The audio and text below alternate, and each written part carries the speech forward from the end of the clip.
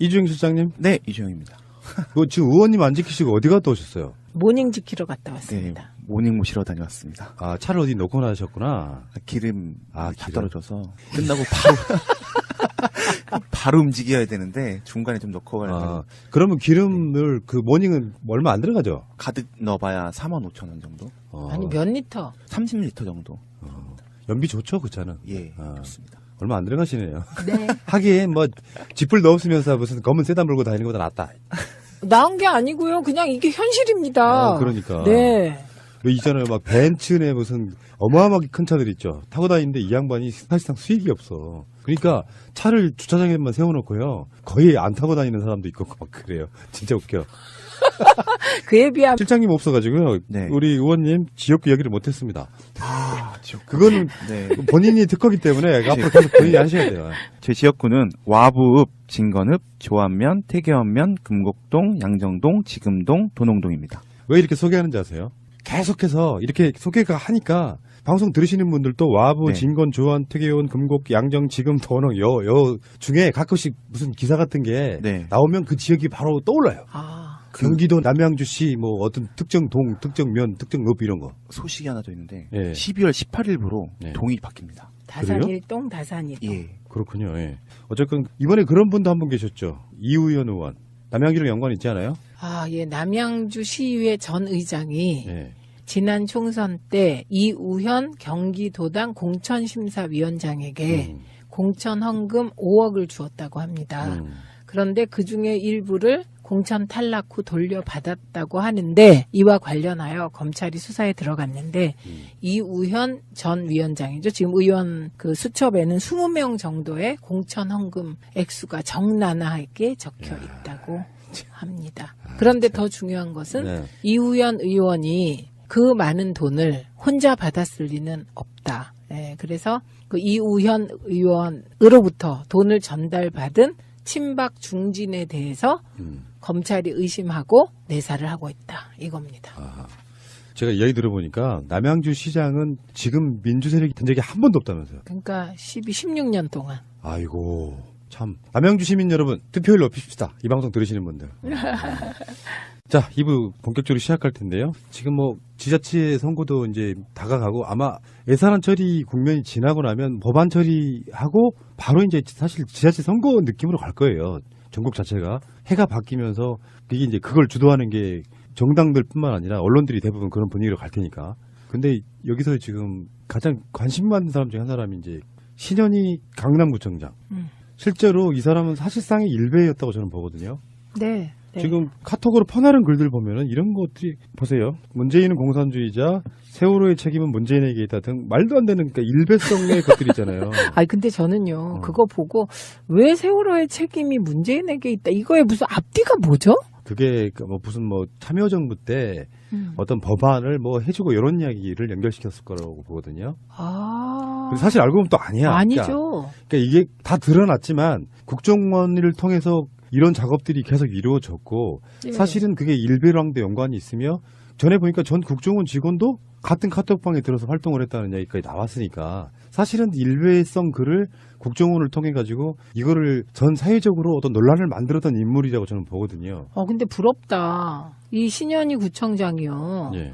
단체 대화방, 카톡 대화방에 인원이 500여 명이나 된대요. 부럽다. 1000명 조금 넘어요. 풀로 차는데 카톡 대화방에. 그러니까. 근데 그걸 다 채웠는데 거기에 이런 말도 안 되는 막말을 각각 137회, 59회 전송했다네요. 그러니까 이게 500 곱하기 59, 500 곱하기 137 하면 도대체 이게 죄가 아주 위중합니다. 그래서 지금 검찰이 신현희 구청장에게 징역 1년 구형했는데 저는 검찰을 좀 의심하고 싶습니다. 아니 이 정도 죄면은 구형은 일단 1년이잖아요. 네. 그러면 의도상 검찰이 1년 구형한 의도상 실형 선고 받기 힘들죠. 실형에는 집행유예가 포함되니까요. 네. 그러니까 구속 자체는 인신 구속 자체는 못하는 정도잖아요. 네, 그렇죠. 예, 대개 요 정도면 그렇죠. 근데 이게 일벌 100개라는 개념으로라도 이건 굉장히 악질적인 가짜뉴스 퍼나르기 하면서 어떤 했던 작업이고 사실상 선거운동이었거든요. 네, 근데 거기에 대해서 신현희 구청장이 실시 여부도 확정되지 않은 조기 대선에서 문 대통령을 피고인이 낙선시킬 목적으로 메시지를 발송하거나 허위 사실을 공표했다고 단정할 수 없다. 탄핵 정국과 관련해 울분을 토로하는 내용을 전달한 건데 이거를 피해자를 낙선시킬 목적으로 곡해시켜서 기소했다라고 주장했는데 탄핵 정국과 관련해 울분을 토로하는 것과 문재인은 공산주의자가 무슨 상관이 있습니까? 아니 문재인 후보 또는 당시 후보의 이미지를 실추시켜야 되는 건 맞고 목적은 네. 이게 올해 3월달까지 했어요. 그러니까요. 올해 3월달이면은 정치인이라면 누구나 다 저기선 칠해주겠네 하고 예상할 수 있는 시점이에요. 그렇죠. 네. 네. 어쨌건 신현희 씨 같은 사람들, 아까 그 안철수 대표랑 저는 어떤 면에서 보면 일맥상통한다고 봐요. 정치인이 가져야 될 기본 자세. 이 자세가 똑같아. 알고 보면은. 네. 아니 이런 거 있잖아. 우리 기억들 아실지 모르겠지만 최성 고양시장, 이재명 성남시장, 안희정 충남도지사가 경선에 떨어지고 나서 보통 다른 후보들 같으면 문재인 후보의 선전 이기길 바란다 이렇게 메시지를 내야 됨에도 불구하고 못 냈던 이유가 바로 공직자이기 때문에 그런 거잖아요. 네. 대놓고 이제 뭐 상대방 쪽에 대해서 이렇게 일배성 카톡을 수백 회를 날랐던 사람이 이제 와서 우리는 선거가 일찍 치러질지 몰랐다 이런 방식이 이건 말이 안 되는 정말 거죠. 말이 안 되는 겁니다. 말이 안 되고요. 이거는 재판부의 전향적인 판결을 기대합니다. 그런 경우도 있죠. 검찰의 구형이 잘못됐다. 징역 2년, 실형에 처한다. 그리고 자격정지 10년 이런 정도. 이분은 뭐 이 카톡의 문제만뿐만이 아니고요. 보통 우리 같은 남자들 민방위훈련 받으러 가면은 꼭 나타나가지고 뭐 야당 욕하고 박근혜 칭송하고 했던 바로 그런 인물이고요. 박원순 시장하고도 대판 붙었던 바로 그 인물이잖아요. 그러니까 신년이 열사죠. 보수 열사. 구정 행정이나 잘하면 되는데 정치적으로 너무 튀면서 꼭 이런 식으로 하시는 분들이 신현희만 있는 게 아니고요. TK나 이런 쪽에 가면 굉장히 많아요. 신현희와 류여해는 누가 더 극우적 보수의 열사일까? 뭐 열사까지는 그냥 관종이죠. 우리가 박근혜 정권과 싸울 때 언젠가 정권이 바뀌면 분명히 통합진보단 해산에 관한 부분 그리고 전에 나왔던 김기춘 전 비서실장과 박한철 전 헌재소장과의 내통 혐의 그때가 그런 메모가 나왔었잖아요. 네. 그거에 대한 공식적인 통합진보당 당원들의 입장이 나왔거든요. 그래서 지금 소송을 하고 있는데 네. 이거 어떻게 보세요? 지금 당장은 문재인 대통령의 뭐 치세에 가려서 네. 많은 분들이 좀 어떤 상황들을 잃어버린 것 같은 그런 느낌이지만 전반적으로 한 정당을 그러한 이유로 해산시키는 것 자체는 일단 잘못됐다. 그러니까 그거는 민주주의 일반 원칙에 부합하지 않는다. 네. 그래서 헌재에 정당 해산 심판할 때 헌재가 할 때 소수 의견을 냈던 김희수 재판관의 명 판결문이 있습니다. 소수 의견. 그게 정상적인 민주국가에서 법관이 취해야 될 자세라고 저는 생각해요. 그런데 이것과 별개로 그럼 통합진보당과 이석기가 가지고 있는 정치 노선에 대한 평가를 한다면 그건 또 다를 수 있다고 네. 생각합니다.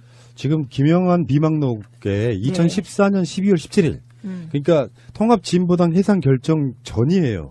김기춘 비서실장을 뜻하는 장자라는 네, 글자 네. 아래 정당 해산 확정, 비례대표 의원직 상실, 지역구 의원 상실 이견, 소장 의견, 조율 중 이렇게 메모가 돼 있는데 네, 그리고 19일 날 해산이 결정돼 버려요. 네. 그러니까 최소한 미리 알고 있었던 뜻이잖아요. 여기서 추정컨대는 그 비망록 2014년 12월 17일 날짜잖아요. 예. 그리고 해산이 19일이잖아요. 그런데 거기 보면 마치 19일, 22일 초반 이렇게 나와 있잖아요. 그게 디데이, 거사일처럼 적혀 있는 거잖아요. 그러니까 이거는 최소한은 사전에 알았다는 거고 최대한은 관여했다는 거죠. 혹은 지시했다는 거죠. 12월 19일이면 그게 대선일이었는데 그 전에 그러네요. 그래서 12월 19일 날 일어난 일이 많고 이게 이명박의 생일도 12월 19일이라면서요. 네. 굉장히 재밌는 거. 근데 이때 뭐 의혹이 많았죠. 네. 청와대가 박한철 당시 헌재소장과 일정한 커넥션을 가지고 이 일을 제기했다. 네. 네, 그래서 이 민주적 절차 따위는 이렇게 생각했다.